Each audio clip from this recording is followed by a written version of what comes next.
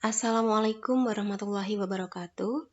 Pada kesempatan ini kita akan membahas penulisan soal HOTS atau soal-soal yang berkaitan dengan keterampilan berpikir tingkat tinggi. Bagaimana HOTS itu? HOTS atau keterampilan berpikir tingkat tinggi merupakan proses berpikir secara kompleks yang sangat dibutuhkan dalam menghadapi perkembangan zaman saat ini. Pembelajaran dan penilaian keterampilan berpikir tingkat tinggi pada hakikatnya merupakan pembelajaran dan penilaian bermakna bukan sekadar menghafal, melainkan ada proses mentransfer, berpikir kritis, dan menyelesaikan masalah. Yang dimaksud mentransfer yaitu menerapkan pengetahuan dan keterampilan yang sudah dimiliki sebelumnya ke konteks baru atau dengan cara yang lebih kompleks. Sedangkan berpikir kritis yaitu menghasilkan kritik yang berdasar. Jadi siswa itu diharapkan bisa memberikan kritikan atau argumentasi sesuai dengan data-data yang ada. Selanjutnya, siswa juga diminta agar bisa menyelesaikan masalah, yaitu mulai mengidentifikasi dan menyelesaikan permasalahan dalam kehidupan sehari-hari. HOTS dikontraskan dengan LOTS atau keterampilan berpikir tingkat rendah. Mengapa perlu HOTS?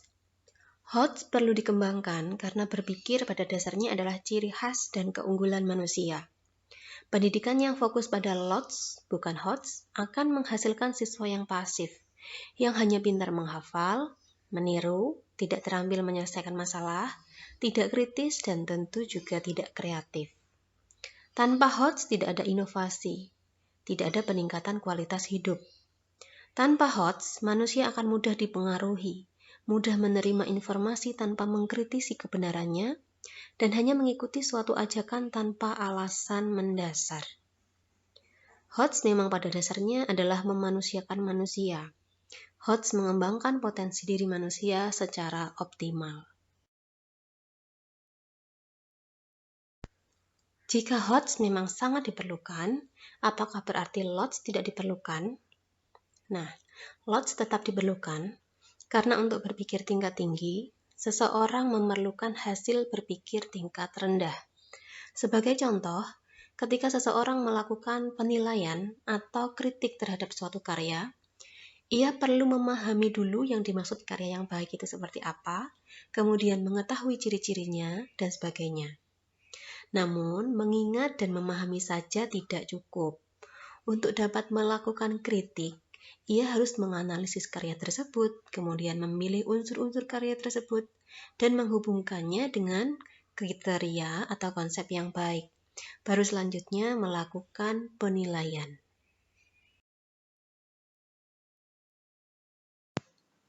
Pembelajaran dan penilaian keterampilan berpikir tingkat tinggi dikembangkan berdasarkan tingkat berpikir seseorang. Ini sesuai dengan taksonomi yang dilakukan oleh Bloom tahun 1956, yang kemudian konsepnya direvisi oleh Anderson tahun 2001. Nah, ini yang sekarang dipakai. Dalam taksonomi tersebut dirumuskan 6 level proses berpikir atau tingkat berpikir. Silakan dilihat pada gambar sebelah kiri. 6 level tersebut yaitu level pengetahuan, pemahaman, penerapan, analisis, sintesis, dan evaluasi. Selanjutnya, taksonomi ini direvisi oleh Anderson seperti tampak pada gambar sebelah kanan. Masih 6 level tingkat kognitif, yaitu mengingat, memahami, menerapkan, menganalisis, mengevaluasi, dan mengkreasi. Penamaan level berubah dari kata benda menjadi kata kerja. Memang berpikir itu merupakan bentuk kerja otak.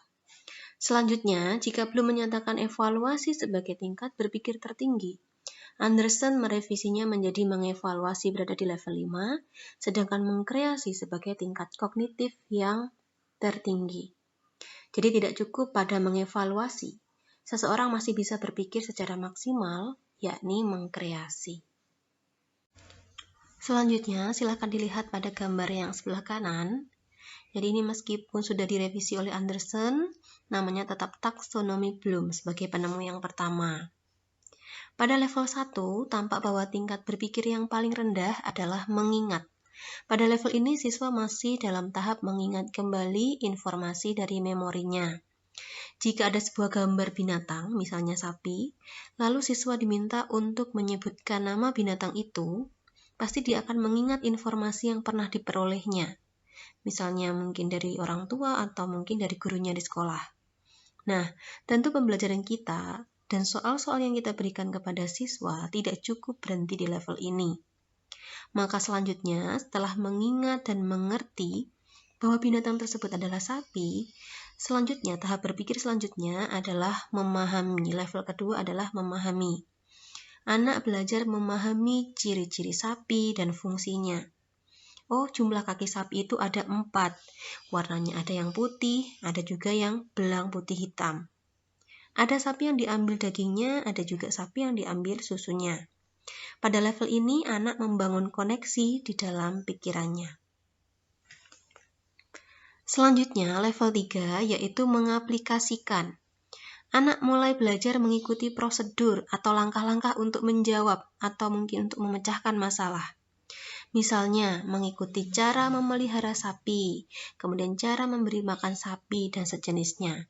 Nah, itu kan berarti menerapkan prosedur atau langkah-langkah. Selanjutnya, yang di atasnya yaitu level 4, yaitu menganalisis. Pada level ini, anak mulai memanfaatkan kemampuan berpikir pada tingkat rendah, yaitu 3 level yang kita bahas sebelumnya. Nah, dia memanfaatkannya untuk mengidentifikasi elemen kunci dan memeriksa bagiannya. Baik, langsung ke contoh ya.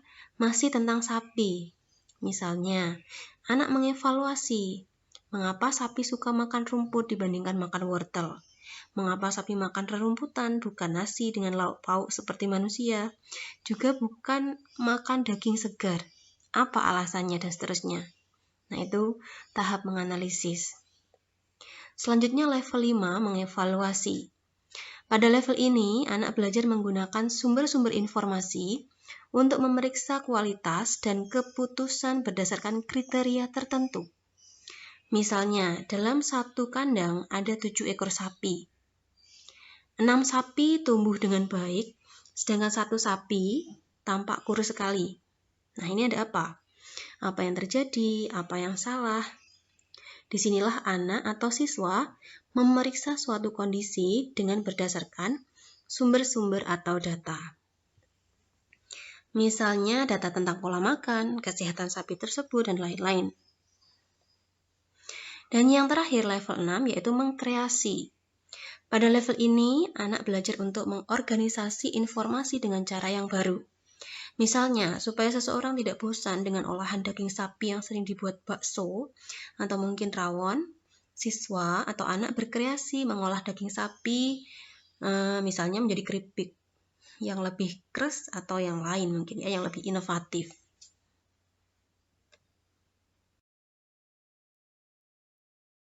Berikut adalah contoh kata kerja operasional kognitif berdasarkan taksonomi yang kita bahas sebelumnya. Nah, ini kalau diturunkan dalam bentuk soal, contoh kata kerjanya adalah sebagai berikut. Untuk level mengingat, misalnya mengidentifikasi, menyebutkan, melafalkan, menuliskan, menghafal, menyusun, dan seterusnya.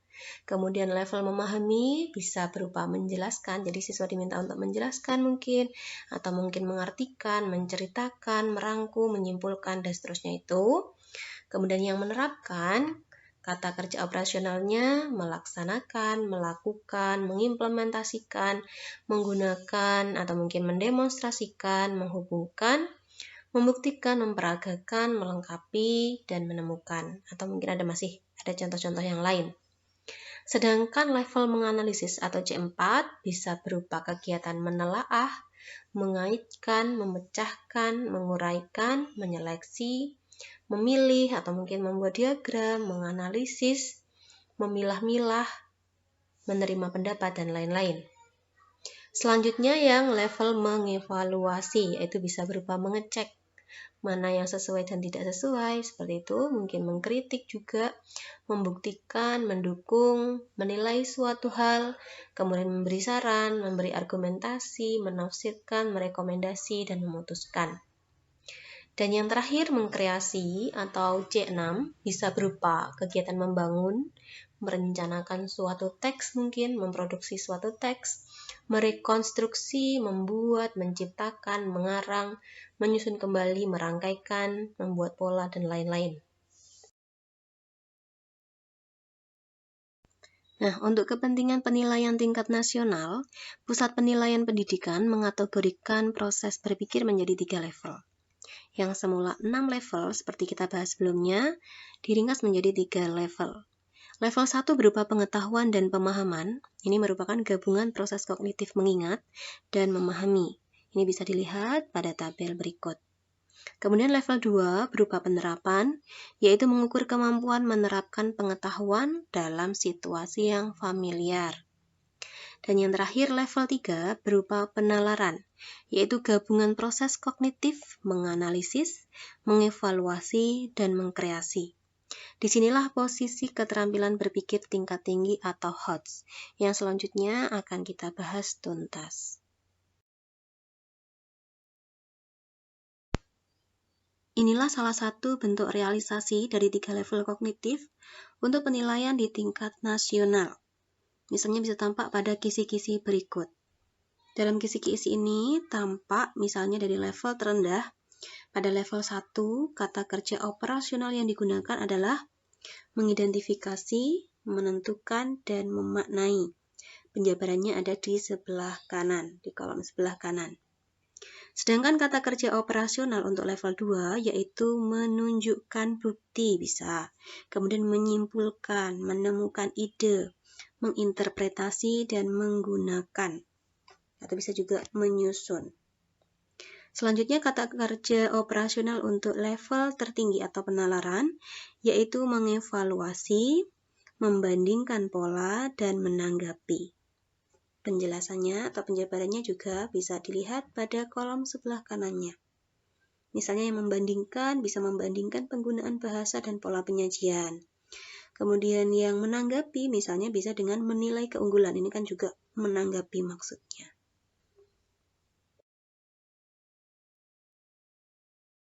Berikut adalah kategori proses kognitif dalam keterampilan berpikir tingkat tinggi atau HOTS. Saya sebut dulu dari yang paling sederhana, yaitu dari C4. Menganalisis.